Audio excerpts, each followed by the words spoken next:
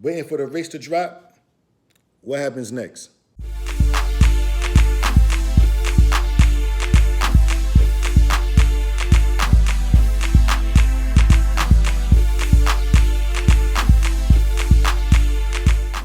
What's going on, good people? Chris Newton here, Chris Newton Real Estate. Everything Chris Newton Real Estate. Like, comment, subscribe. Listen, I'm here. Oh, tell a friend and tell a friend and tell a friend. I haven't said that in a minute, but tell a friend and tell a friend and tell a friend to like, comment, subscribe. Let's get these views up. Let's get these subscribers up. All right? So now look, as of right now, the rates are extremely high. We're close to about 8%, right? We're close to 8%. It's tough. People don't have as much purchasing power because the rates went up. People want to buy, but they just can't afford it. So now, the agents are saying, "Oh my God, this market is terrible." And buyers are saying, "Oh my God, I want to buy, but I can't afford it. I would need a deal." And then the sellers are saying, "Listen, I don't have to sell. I refinanced in 2020 when the rates was 2%, and I don't have to sell and then go for 8% rate." It is crazy. What's the solution? Some would say, I'm going to wait till the rates drop. Is that a good idea?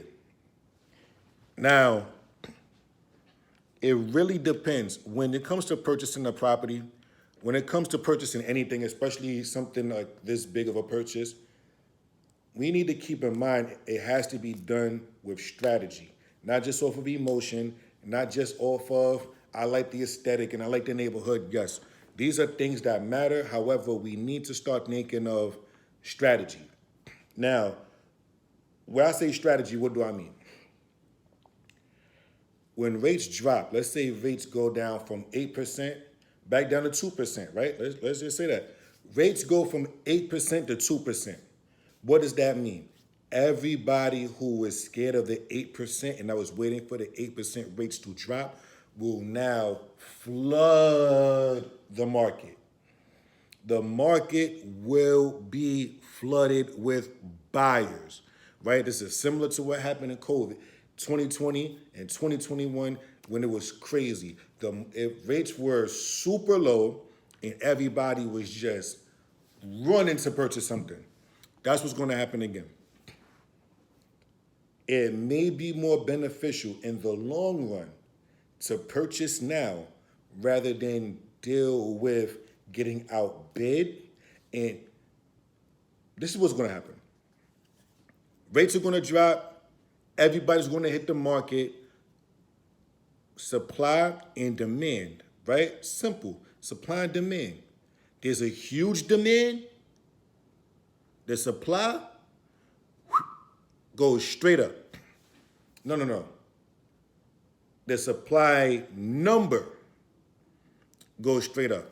So now if everybody wants this house at $1 million and there's still not a lot of inventory on the market, everybody wants this property for $1 million.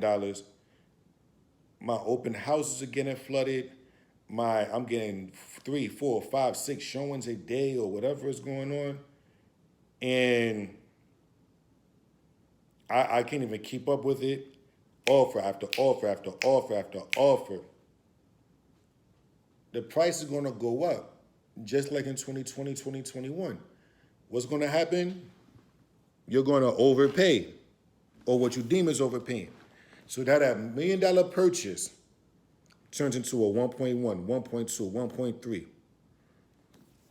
So now you paid, what's 8% of $1 million? $80,000, right? 8% of $1 million is $80,000. Let's just make sure, right? $1 million, right? Times 0.08. 80,000, right? That's how you find the percentage. Whatever times point, you got to move over $80,000. So now you were scared of an 8% interest rate. However, you have no qualms about spending an extra $80,000 on a property, right? Now, you spent 8% over the asking, right? Over the asking on top of, let's say the rates went down to 2% again, 2% on top of that extra 8%. You don't think that, oh, sorry. You don't think that's like, so I saw something like, oh my God, Jesus Christ, get out of here. Sorry guys, that freaking fly is indestructible. Whatever. You don't think that's like counterintuitive on what you're trying to do? I think that's counterintuitive what you're trying to do. Look, I still didn't catch it. Look, so what y'all probably was like, ew, he touched his face. Look, oh my God, just get out of here. I'm sorry. Look, I still didn't catch it. I don't know what's going on with this. Anyway, it's kind of counterintuitive from what you're trying to do or what you was initially trying to do. You was initially trying to spend less money. You were scared of the rates, but you ended up spending 8% over what you wanted on top of 2% on top of that 8% of what you wanted because you were scared of the rates. And that's just 80,000. You might say, oh, I'm getting outbid. We'll do 1.1. Shoot, we'll do 1.2. So look how much like you went 10%, 20% over as on top of the 2%, right? On top of the 2% on that 10, 20%. This is what's gonna happen. If you guys really wanna, like, listen, I don't, if you have the cash, don't worry about the interest rate and you park it there and, you know, just let the appreciation give you your interest year over year over year. Or what you can do is purchase now. If you guys wanted to refinance later, you could. And do it that way because if you see a property, it's really about what you can afford. It's really not about the interest rate, right? The interest rate stops you from having certain kind of purchasing power. But like, okay, maybe you can afford $700,000 at a 3% interest rate, but being that you're at a 5% interest rate, you can only afford $500,000. You can find a decent house and make it into that $700,000 property rather than take somebody's $700,000 property in their design. You can kind of do it little by little, build into that, you know? And then when you're ready to sell, you sell. Or if you wanted to refinance when rates come down, you do that. Like there's options to, it's really about affordability. What do you want your mortgage to be, right? Let's not look at rates. Let's look at mortgage. What can you comfortably carry month to month? That's going to let you know where you want to be at.